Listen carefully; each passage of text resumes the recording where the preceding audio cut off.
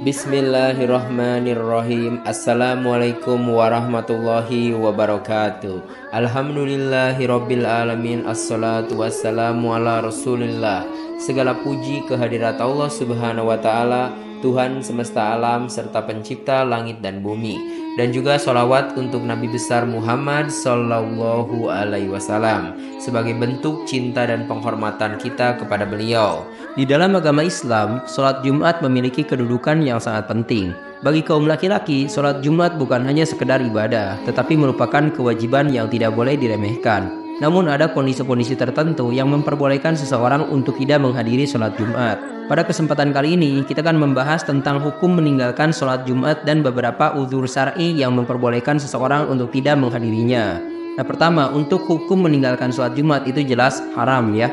Jadi sholat Jumat adalah ibadah wajib bagi setiap muslim laki-laki yang sudah balik dan berakal. Meninggalkan sholat Jumat tanpa alasan yang sah atau uzur syar'i adalah perbuatan haram dan berdosa besar. Ini berdasarkan banyak dalil dari Al-Quran dan hadis yang menegaskan pentingnya sholat Jumat serta ancaman bagi mereka yang sengaja meninggalkannya tanpa alasan yang dibenarkan. Allah Subhanahu wa taala berfirman di dalam Al-Quran surah Al-Jumu'ah ayat ke-9. Hai orang-orang yang beriman, apabila diseru untuk menunaikan sholat pada hari Jumat, maka bersegeralah kamu kepada mengingat Allah dan tinggalkan jual beli, yang demikian itu lebih baik bagimu jika kamu mengetahui. Selain itu, Rasulullah Shallallahu Alaihi Wasallam juga bersabda, barang siapa meninggalkan 3 kali sholat Jumat tanpa uzur, maka Allah akan mengunci hatinya. Hadis riwayat Abu Daud, At-Tirmidzi, dan An-Nasai. Nah, di sini ada 3 contoh juga. Misalnya yang pertama, seorang pria muslim yang sehat dan tidak memiliki alasan apapun untuk meninggalkan sholat Jumat, tetapi memilih untuk tidak hadir karena lebih suka tidur atau menonton televisi. Atau contoh kedua, seorang pria yang sedang berada dalam perjalanan bisnis, namun tidak melakukan sholat Jumat padahal ada masjid di dekat lokasi pertemuannya. Contoh yang ketiga, seorang pria yang tinggal di daerah dekat masjid yang mudah dijangkau, tetapi ia tidak menghadiri sholat Jumat karena alasan yang sepele seperti malas atau sibuk dengan pekerjaan yang bisa ditunda. Nah, sekarang kita akan masuk ke pembahasan mengenai uzur syar'i yang memperbolehkan seseorang untuk meninggalkan sholat Jumat. Ada beberapa alasan atau uzur yang syar'i yang diakui dalam Islam dan memperbolehkan seseorang untuk tidak menghadiri sholat Jumat. Yang pertama, itu sakit yang tidak memungkinkan berangkat ke masjid. Orang yang sedang sakit dan merasa kesulitan atau tidak mampu untuk berjalan atau pergi ke masjid, termasuk mereka yang takut penyakitnya bertambah parah jika harus keluar rumah, diperbolehkan untuk tidak menghadiri sholat Jumat. Islam adalah agama yang mempermudahkan dan tidak membebani umatnya dengan sesuatu yang di luar kemampuannya. Hal ini juga berdasarkan firman Allah di dalam Al-Quran surah Al-Baqarah ayat ke-286. Allah tidak membebani seseorang melainkan sesuai dengan kesanggupannya. Nah, selain itu, Rasulullah SAW juga bersabda, jika aku perintahkan sesuatu kepada kalian, kerjakanlah sebatas kemampuan kalian. Hadis riwayat Bukhari dan Muslim. Nah, misalnya contohnya begini. Yang pertama, seorang pria yang menderita flu berat sehingga tidak mampu bangkit dari tempat tidur dan keluar rumah untuk sholat Jumat. Atau contoh kedua, seorang pria yang mengalami kecelakaan dan dalam proses pemulihan sehingga sulit untuk berjalan menuju masjid. Atau contoh ketiga, seorang pria yang menderita penyakit menular seperti cacar air, di mana keluar rumah dan berbaur dengan orang lain bisa membahayakan orang lain. Sekarang mari kita lanjut ke uzur yang kedua, yaitu anggota keluarga sakit yang mengancam kematian. Nah, jika seseorang memiliki anggota keluarga yang sakit parah hingga mengancam nyawanya dan keberadaannya sangat dibutuhkan untuk merawat atau mendampinginya, maka ia diperbolehkan untuk tidak menghadiri sholat Jumat. Prioritas dalam situasi darurat ini adalah memberikan perawatan yang diperlukan. Hal ini berdasarkan sabda Rasulullah SAW. Tidaklah seorang muslim ditimpa suatu kesusahan, kepayahan, sakit atau kesedihan, bahkan duri yang menusuknya, melainkan Allah akan menghapus kesalahan-kesalahannya. Hadis riwayat Bukhari dan Muslim. Nah, misalnya contoh-contohnya begini. Ada seorang pria yang harus menjaga anaknya yang dalam kondisi kritis di rumah sakit dan tidak ada orang lain yang bisa menggantikan perannya pada saat itu.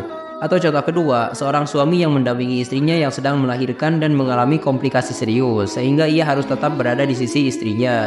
Atau contoh ketiga, seorang pria yang merawat ayahnya yang sudah tua dan mengalami serangan jantung, sehingga tidak memungkinkan meninggalkan ayahnya untuk sholat Jumat. Nah, sekarang mari kita lanjut ke alasan yang ketiga, yaitu di penjara. Seseorang yang dipenjara atau dalam tahanan yang tidak memiliki akses untuk keluar ke masjid diperbolehkan untuk tidak menghadiri sholat Jumat. Hal ini di luar kendalinya, sehingga tidak ada kewajiban baginya untuk sholat Jumat selama ia berada di dalam situasi tersebut.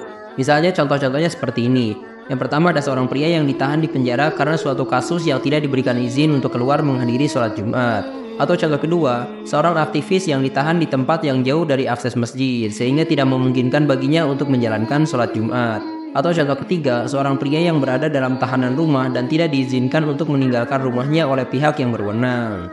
Nah, sekarang mari kita lanjut ke alasan yang keempat, yaitu rasa takut terancam, terutama nyawa.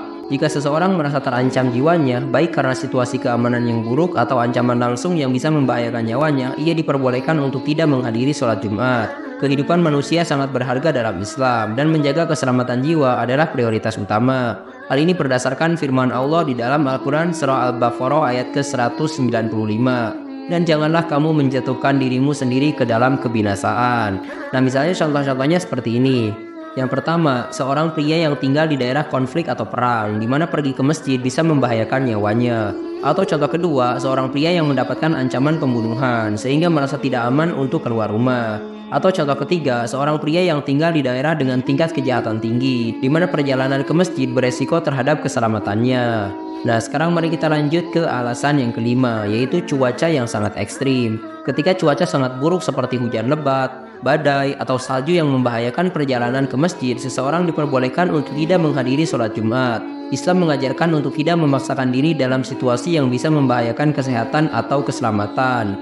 Hal ini juga berdasarkan sabda Rasulullah SAW. Rasulullah pernah memerintahkan muazin untuk mengumandangkan azan. Sholatlah kalian di rumah masing-masing ketika cuaca sangat dingin dan berangin kencang. Hadis riwayat Bukhari dan Muslim. Nah, beberapa contohnya, misalnya yang pertama, seorang pria yang tinggal di daerah dengan hujan deras dan banjir sehingga tidak memungkinkan untuk pergi ke masjid. Atau contoh kedua, seorang pria yang berada di wilayah yang dilanda badai salju, di mana perjalanan keluar rumah sangat berbahaya. Atau contoh ketiga, seorang pria yang menghadapi badai pasir di daerah padang pasir, sehingga sulit untuk pergi ke masjid. Jadi, sholat Jumat adalah kewajiban yang harus dilaksanakan oleh setiap muslim laki-laki. Namun dalam keadaan tertentu yang diakui oleh syariat, ada kelonggaran yang diberikan. Penting bagi kita untuk memahami kapan kita harus melaksanakan kewajiban ini dan kapan kita diperbolehkan untuk meninggalkannya karena uzur yang syar'i.